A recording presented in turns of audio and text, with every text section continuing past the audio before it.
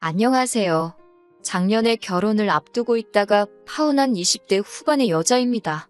진행 중이던 소송을 얼마 전 마무리하고 이렇게 사연을 보내봅니다. 파혼한 게 자랑은 아니지만 그래도 다행스럽게 똥물에 발 담그기 전에 빠져나오게 되었네요. 남자친구하고는 2년이라는 연애 끝에 결혼 이야기가 오고 가게 되었습니다.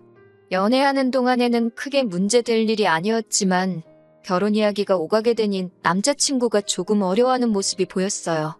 그래서 저한테 해야 할 말이 있냐고 걱정스레 물어봤더니 남자친구는 조심스럽게 제게 사실은 자기가 부모님과 사이가 안 좋다는 이야기를 해왔습니다. 이야기를 들어보니 지방 출신인 남자친구는 대학교에 입학할 때쯤 집안 형편이 어려워지면서 남자친구에게 대학교를 포기했으면 좋겠다는 식으로 이야기를 했답니다. 남자친구는 여태까지 힘들게 공부했는데 포기하기 싫다고 해서 짐 싸들고 혼자 서울로 가출하듯 상경해버렸고요. 그러면서 자연스럽게 부모님하고 멀어지게 되었다. 결국엔 영까지 끊은 사이이고 현재도 소식도 모르고 지내고 있다. 뭐 그런 이야기를 했어요. 부모님의 지원이 하나도 없었던 것 치고는 남자친구가 학교도 괜찮은 곳을 나왔고 회사도 좋은 곳을 다니고 있었어서 참 힘든 상황에서도 자수성가 한 사람이구나라는 생각이 들었습니다. 그 사실만으로도 평소에 실없는 소리를 하거나 유치한 장난을 치면서 조금 어른스럽지 못한가도 싶었던 남자친구가 갑자기 달라 보이기도 했어요. 아무튼 그 이야기는 일단 저희 부모님께 먼저 인사드리기 전까지는 좀 더 생각해보자고 했습니다. 저희 부모님에게 남자친구를 처음 소개시킨 날에도 저희 부모님께서는 그래도 결혼은 일륜지대사인데 아무리 연을 끊다시피 살아도 결혼하는 건 말씀드려야 하는 거 아니겠냐고? 어찌되었든 저희들 결정이 가장 중요하겠지만 그래도 자식된 도리는 하는 게 당연한 거라 조언을 해주셨습니다. 그 말씀에 남자친구도 용기를 얻었다고 말했고 그렇게 저희는 남자친구의 고향으로 인사를 드리러 내려가게 되었지요. 10년이 넘는 세월 만에 부모님을 처음 만나러 가는 것 치고는 기차 안에서 남자친구는 코까지 골면서 자고 있더라고요. 긴장은 저 혼자만 하고 있는 건가 싶었습니다. 역에 도착해서 택시를 타고 예비 시부모님이 사시는 동리로 향했습니다. 가세가 기울어서 남자친구의 대학 공부조차 포기시켰어야 했다던 말과는 다르게 예비 시부모님은 딱 보기에도 비싸 보이는 좋은 곳에 살고 계셨습니다. 100% 정확한 건 아니지만 사람이 살고 있는 지역이나 아파트 브랜드만 봐도 어느 정도 형편이 어떤지는 사실 알 수 있잖아요? 지방이 개발이 되면서 브랜드 있는 신축 아파트라도 그렇게 비싼 건 아니라는 말을 들었지만 그래도 예비 시부모님이 사시는 집이 절대 서울에 비해서 엄청 저렴하거나 하는 느낌도 안 들었어요. 집 안에 있는 가구며 그런 것들도 삐까번쩍하니 좋아 보였고요. 처음엔 저희를 반겨주시니 너무 좋았습니다. 제가 아닌 누구와 결혼을 했어도 다시 재회를 했을 테지만 그래도 제 덕분에 10년 세월 다 잊고 새로 시작하게 만들어준 게 저라는 생각에 괜히 뿌듯하기까지 했지요.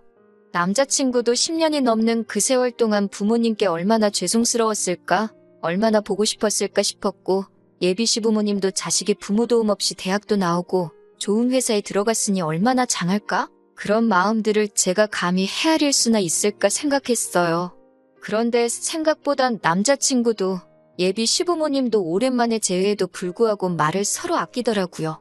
그동안 밥은 굶지 않고 다녔냐 같은 평범한 질문이라도 물어보실 줄 알았는데 예비 시부모님은 남자친구한테 전혀 궁금한 게 없어 보였습니다. 오히려 서먹한 인사가 끝나고는 곧바로 관심은 저에게 쏟아졌고 저보고 회사는 어디 다니느냐, 월급은 얼마나 되느냐부터 저희 부모님은 뭐 하시는지, 집은 자가인지 전세인지, 노후 준비는 다 되셨는지 그런 것만 물어보셨어요. 소위들 말하는 호구조사를 시작하시더라고요. 묻는 질문에 하나씩 대답을 하고 있으면서도 저보다는 10년 넘게 소식도 모르고 지내온 아들이 어떻게 지냈는지가 더 궁금하셨을 텐데 싶어 저도 모르게 옆에 있는 남자친구 눈치를 다 보게 되더라고요. 저희가 당일치기 일정으로 내려온 거지만 아직 결혼 날짜가 잡힌 것도 아니니 급하게 하실 것 없다고 오랜만에 아드님하고 이야기도 나누시고 하시라고 했어요. 제 이야기나 결혼에 관한 이야기는 다음에 또 저희가 와서 천천히 해도 된다고 말씀드렸고요. 그런데도 끝까지 저와 저희 부모님에 관한 질문만 계속하시지 예비 시부모님은 남자친구에 대한 관심을 1도 보여주지 않았습니다. 그때는 막연하게 예비 시부모님이 조금 너무하시다라는 생각도 들었어요. 장원급제에서 돌아온 정도는 아니지만 그래도 부모님 지원 없이 혼자 서울살이 하면서 상위권 대학 졸업하고 취직도 남들 들어가고 싶어도 못 들어갈 만한 괜찮은 직장까지 잡은 데다가 비슷한 조건에 어디 하나 모자라지 않는 여자를 며느리 될 사람이라고 데려갔는데 기뻐하시기는커녕 너무 시큰둥하신 게 아니었나 싶었거든요.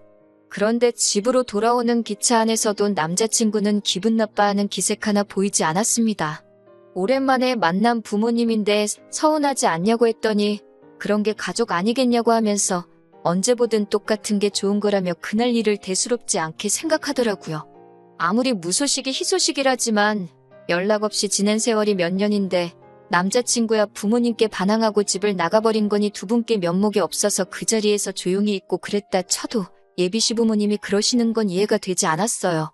아무튼 그렇게 시댁에도 한 번 더 내려가서 인사를 드렸는데 두 번째에도 똑같이 아들 걱정은 많이 안 하시더라고요. 남자친구 말로는 첫 방문 이후로 전화도 자주 드리고 할 말은 전화로 거의 다 했다는데 저희 어머니는 제 남동생이 군대 가서 첫 휴가 나왔을 때도 아들이 좋아하는 거, 아들이 잘 먹는 거에서 아주 상다리가 휘어지게 차려놓으셨거든요.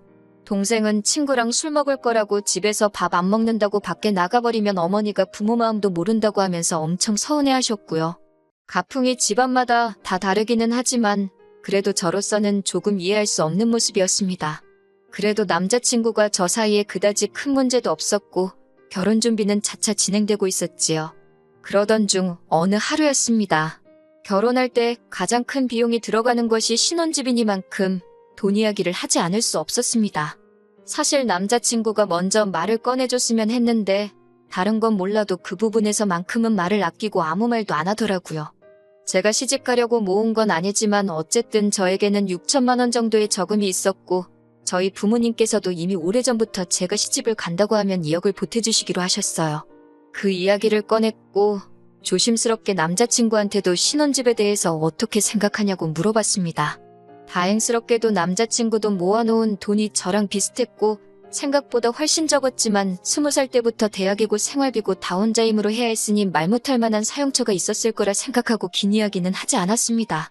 둘이 모은 돈을 합치고 저희에서 도와주시는 부분의 시댁에서도 어느 정도 비슷하게 맞춰주시면 대출 없이도 신혼집을 마련할 수 있겠더라고요.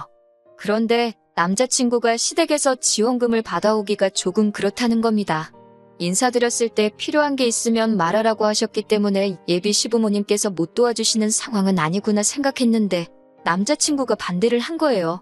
이렇게 부모님과 다시 연락을 하게 되었는데 결혼한다고 해놓고 지원금을 달라고 하면 자기 부모님께서 저랑 자기를 뭘로 생각하겠냐고 하는 겁니다. 그게 무슨 말이냐고 물었더니 저보고 생각을 해보라고 합니다. 자기가 부모님과 연락을 끊고 산 세월이 몇 년인지나 아냐면서요. 군대 갔을 때 휴가를 나와도 자기는 갈 곳이 없어서 어디 가지도 못하고 부대 근처 찜질방에서 휴가를 보내다 왔었다고요. 그렇게 절박해도 부모님께 찾아간 적 한 번 없었는데 결혼한다고 이렇게 부모님을 찾아뵈면 자기 부모님이 결혼하는데 돈 필요하니까 10년간 강간무소식이다가 이렇게 찾아왔구나 생각을 하실 거라는 거예요. 그리고 자기 부모님이 저도 이상하게 볼 거랍니다. 돈에 환장한 사람 정도로 보시겠지 않냐는 거예요. 솔직히 남자친구 말이 비하기 심하기는 했지만 한편으로는 남자친구의 입장도 이해가 가기는 했습니다. 그 긴 세월 동안 연락 없이 지내다가 결혼 직전에 두어 번 찾아뵌 게 전부인데 이제 결혼을 해야 되니 신혼집 구하게 목돈을 내놓으라고 하면 100%는 아니더라도 생각하지도 못한 오해가 생길 수도 있다는 생각이 들었어요. 하지만 또 그만큼 신혼집에 들어가는 비용이 앞으로 저희 미래에 있어서도 큰 비중을 차지하고 영향력이 있을 테니 계산기를 두드려봐야만 했습니다. 솔직히 남자친구 직장이나 제 직장이 좋은 곳이라서 대출을 받는다 치면 예비시댁 쪽에 지원이 없더라도 충분히 시작을 할 수 있는 계산이 섰어요. 당장이자로 돈이 더 빠져나가겠지만 남자친구나 남자친구의 부모님에게 평생에 남을 상처를 줄 수도 있다는 생각을 하니 그 돈을 받아도 받는 게 아니겠구나 하는 생각이 들더라고요. 대신 저도 여태껏 부모님 도움 없이도 저렇게 자리를 잡은 남자친구를 봐서 큰 결심을 하나 하게 되었습니다. 부모님께 지원받기로 했던 2억을 포기하기로 한 거예요. 이미 여태까지 제 뒷바라지 해주시고 대학 공부며 자취생활비며 여러 가지 비용을 다 내주셨기에 이미 제가 충분히 받을 만큼 받은 게 아닌가 하는 생각이 들었어요. 남자친구처럼 아무 도움 없이도 자리 잡는 사람이 있는데 저도 언제까지 계속 부모님 품에서 지원받고 부모님께 기대고 살 수만은 없다는 생각이 들었습니다. 그래서 부모님께 먼저 결혼식 할 때 해주시기로 한 돈은 안 받는다고 말씀드렸어요. 부모님께서는 이미 당신들 노후 준비도 다 되어 있고 애초에 저랑 동생 결혼할 때 똑같이 해주려고 따로 만들어 놓은 돈이니까 부담 갖지 말라고 하셨지만 거절했습니다. 저희 부모님께서는 저를 몇 번이나 더 설득하셨지만 결국 알겠다고 하셨고 대신 나중에라도 저희가 힘들면 언제라도 그 돈은 제 거나 마찬가지니 말을 하라고 하셨어요. 하시는 말씀이 나중에 시부모님 되실 분들도 남편하고 완전히 화해를 하고 마음을 열면 그때라도 혹시 말을 먼저 꺼내지 않아도 주시지 않겠냐고 하면서 그렇게 된다면 저희 부모님도 그때는 제가 달란 말 없이도 그냥 주겠다고 하시면서요. 그 돈이 없으면 이자가 얼마나 들어가고 계산기 두드리면서 걱정했는데 오히려 이렇게 한번 질러놓고 보니 마음이 후련하더라고요. 그리고 이 사실을 남자친구에게 가서도 말했습니다. 남자친구도 저한테 잘했다고 말해줄 줄 알았는데 굉장히 기분 나빠하더라고요. 그렇다고 주신다는 돈을 안 받으면 어떡하냐고요. 그러니 그때부터는 저도 살짝 기분이 나빠지기 시작했습니다. 남자친구는 자기 부모님 도움 없이 잘한 걸 놀리는 거냐고 저보고 배가 불러서 똥인지 된장인지도 구분을 못한다고 성질을 부리더라고요. 남자친구 말이 이해가 안 되는 건 아니었지만 저도 똑같이 자식이고 어차피 남자친구도 한 푼도 지원 못 받을 거. 저랑 남자친구랑 모아놓은 금액이 똑같은 김에 반반 결혼하고 둘이 아무 도움도 받지 않고 시작해보자는데 그걸 그렇게 기분 나쁘게 받아들일 필요가 있나 싶었어요. 그래도 제 고집을 어떻게 이겼겠어요. 남자친구도 결국에는 백기를 들고 제가 하고 싶은 대로 하자고 하게 되었지요. 아무튼 그 이후로 남자친구와 서로 회사를 통해서 대출을 받기로 했어요. 남자친구가 받아오는 대출이 늦어져서 일단 급한 대로 제 대출금과 저희 부모님이 주시기로 했던 그 돈을 합쳐서 아파트를 구하게 되었고요. 신혼집도 해결됐고 이젠 정말 결혼식만 앞두고 있는 상황이었습니다. 그런데 남자친구가 난데없이 한 번도 나누지 않았던 이야기를 꺼내는 거 아니겠어요? 정말 상상도 하지 못한 이야기에 어이가 없어서 결혼에 대해서 한 번 더 심각하게 고민을 해야 하는 것까지 생각을 했었습니다. 난데없이 남자친구는 이제 결혼을 하면 자기 월급에서 200만 원씩은 부모님께 드려야겠다는 거예요. 10년이 넘도록 속을 썩여왔는데 이제 결혼도 하고 자리를 잡으니 그동안 못했던 만큼의 효도를 하고 싶다는 거예요. 그게 난데없이 무슨 말이냐 따졌습니다. 효도하고 싶은 마음이야 알지만 우리 지금 빚을 얼마를 지고 결혼하는 건지나 아냐고 한 달에 이자로 나가는 돈이 얼마인지 알고 그 금액을 드리느냐고 따졌어요. 한 달에 20만 원씩 드리는 거면 몰라도 그 10배를 드린다니 어이가 없었죠. 심지어 그 돈이면 남자친구가 받는 월급의 절반 정도가 되는 돈이고 거기서 생활비와 대출이자를 제외하면 남는 돈이 한 푼도 없는 상황이었으니까요. 그리고 결혼할 때 받는 것도 없지 않느냐고 따졌더니 꼭 받는 게 있어야만 효도를 해야 하는 거냐면서 저보고 너무 독하고 박하다고 하는 겁니다. 그래서 남자친구한테 현실을 알려줘야겠다고 생각했어요. 당신이 당신 부모님께 그 돈을 꼭 줘야겠다면 나도 같은 액수를 부모님께 드리겠다고 말했습니다. 진짜로 드릴 생각이 있던 건 아니고 남자친구가 실제로 저희가 둘이 합쳐 한 달에 정확하게 얼마를 버는지를 알고 대출이자나 여러 가지 고정적으로 나가게 되는 지출이 얼마고 생활비와 적금으로 나갈 돈 얼마에서 총 얼마가 남는지 알려주고 싶었어요. 그리고 그걸 알려줌으로 인해서 자기가 지금 부모님께 돈을 드리겠다는 게 얼마나 어이없는 말인지 알려주려고 했던 겁니다. 그런데 남자친구는 어이가 없다는 듯한 표정으로 제가 저희 부모님한테 돈을 주는 게 말이나 되냐는 겁니다.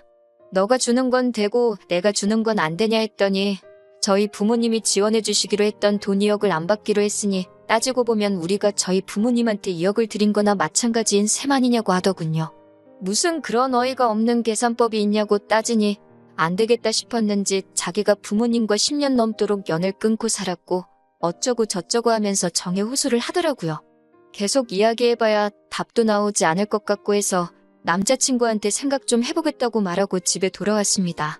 생각 좀 해보겠다는 게 어떻게는 남자친구 부모님께 돈을 드리려고 하는 생각이 아니라 애초에 결혼을 다시 생각해봐야겠다는 뜻도 들어있었는데 남자친구는 그런 것도 모르고 잘 좀 생각해보고 자기 마음 좀 헤아려달라고 하는 거예요.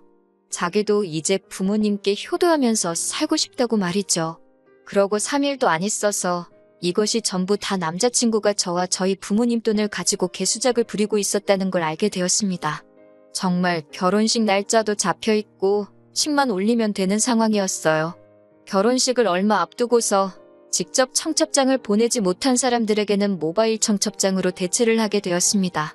그런데 저랑은 거의 인연이 없는 타부서의 남직원이 와서 저에게 우연도 이런 우연이 다 있냐면서 아는 체를 하는 겁니다. 그 직원은 자기가 제 남자친구와 같은 부대를 나온 군대 동기라고 했어요. 입대일도 같아서 훈련소 때부터 같이 동고동락했었다고 해요. 전역 후에도 친구처럼 지낼 줄 알았는데 전역하고 나서는 연락이 거짓말처럼 끊어졌어서 영영 못 보는가 싶어 서운했었다는데 이렇게 동료 직원의 남편이 되게 되었다니 아무래도 자기들은 인연이 맞는가 보다라면서 결혼식에 꼭 참석하겠다고 하더라고요. 그런 인연인 줄은 또 몰랐다고 저도 신기해하고 있는데 그 직원이 결혼식에 가면 오랜만에 제 남자친구 부모님도 뵙겠다. 다른 군대 동기들한테도 연락 한번 해보겠다고 하는 겁니다. 자연스럽게 대화가 넘어가다가 갑자기 남자친구 부모님 이야기가 나왔다는 걸 눈치채고 뭔가 낌새가 이상해서 그게 무슨 말이냐고 물어봤어요. 그리고 그 동료 직원의 말에 저는 경악을 금치 않을 수 없었습니다. 동료 직원이 하는 말이 남자친구 부모님, 특히 어머님이 엄청 극성이셔서 자대 배치 받고 나서는 거의 한 달에 2번은 남자친구 면회를 오셨다고 설명하더군요. 온 김에 아들 잘 부탁한다고 군대 선임들이며 동기들한테도 짜장면 한 그릇씩 사주시고 그랬답니다. 휴가 나오는 날에도 부대 앞까지 찾아오셔서 기다리고 계셨다고 해요. 남자친구 고향이 바다가 가까운 곳이라서 휴가를 맞춰 나와가지고 동기들끼리 바다에서 놀고 그랬던 추억이 있다고 합니다. 그래서 그 동료 직원도 전역 이후에도 당연히 오래 알고 지낼 거라고 생각했는데 연락이 끊기게 되어서 아쉬웠다고 말하는 거였고요. 그런데 말이 맞지가 않았습니다. 남자친구는 대학교에 입학하면서부터 부모님과 연을 끊었다고 말했고 군대에서도 휴가 나올 때 갈 곳이 없어서 찜질방에서 먹고 자고 했다고 이야기를 했었으니까요. 그래서 제가 다른 사람하고 착각한 거 아니냐까지 물어봤는데 그 동료 직원이 자기 사진첩에 그때 찍은 사진이 있으니까 집에 가서 저한테 보내준다고까지 하는 거였어요. 그날 저녁에 동료 직원이 보내준 사진을 확인했을 때 사진 안에 정확하게 남자친구와 동료 직원 그리고 예비 시부모님까지 전부 다 사진 속에 세상 다정한 모습으로 있더군요. 남자친구에게 곧바로 그 사진을 보내주고 이게 무슨 상황인지 설명해보라고 했습니다. 남자친구는 곧바로 저한테 전화를 하더니 말까지 벌벌 떨면서 자기가 다 설명하겠다고 제발 파혼만은 하지 말아달라고 빌더군요. 그렇게 남자친구가 무슨 수작을 부리려던 건지 다 알게 되었습니다. 자기 부모님 형편이 어려워졌다는 것도 뻥이고 연을 끊고 지낸 것조차 다 거짓말이었던 거죠. 우리가 결혼하면서 자기 부모님이 돈 한 푼 내지 않게 하려고 연을 끊고 지냈네 어쩌네 하면서 저한테 미안한 마음이 들게 만든 거지요. 그러다가 제가 저희 부모님이 지원해주시는 돈을 안 받겠다고 말하니 남자친구 딴에는 한 푼도 안 드리고 편하게 시작할 줄 알았는데 대출을 받아야 하니 본전 생각이 났던 겁니다. 그러니 그 말도 안 되는 계산법을 들먹이면서 자기만 부모님한테 200씩 용돈을 보낸다고 한 거고 저는 안 된다고 했던 거예요. 그리고 나중 가서는 저희 부모님한테 지원금을 받아내려고 실제로는 회사 통해서 대출도 안 받았었다고 하고요. 연애하면서 제가 느껴온 남자친구의 본 모습을 알게 되니 이게 무슨 일인가 싶었어요. 그 자립심 강해 보이고 책임감 있어 보이던 남자친구는 자기 부모님 돈 아껴주려고 저한테 거짓말을 일삼은 천하의 둘도 없는 인간 쓰레기였던 겁니다. 제발 파혼만큼은 하지 말아달라고 하는데 파혼이 문제겠냐고 사기죄로 고소해버리겠다고 했어요. 고소장을 진행하는 와중에 아주 난리가 난 겁니다. 지방에 있는 남자친구 부모님까지 오셔가지고는 제발 한 번만 선처해달라 제 다리를 붙잡고 빌더라고요. 하지만 그때는 배신감에 치가 떨려서 그대로 고소를 진행했습니다. 그래도 한때 결혼까지 생각한 사람인데 돈을 뜯긴 것도 아닌데 이 정도면 됐지 않냐면서 저희 부모님께서도 선처를 해주라고 저를 설득하셨어요. 남자친구는 운이 좋았죠. 그래도 연애하는 동안 저한테도 잘했고 저희 부모님한테도 점수를 잘 따놓았기에 더 이상 제 눈앞에 띄지 않는 조건으로 고소를 취하해줬습니다. 그런데 사기죄는 고소 취하가 되더라도 죄는 남는다고 하더군요.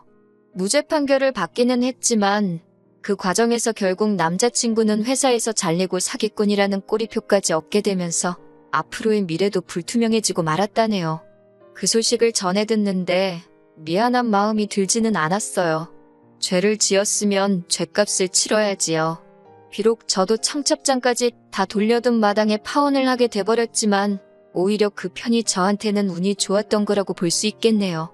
당분간은 결혼의 결자도 생각할 시간이 없을 것 같아요. 이 상처가 언제 치유가 될지는 모르겠지만 앞만 보면서 달려나가야겠지요.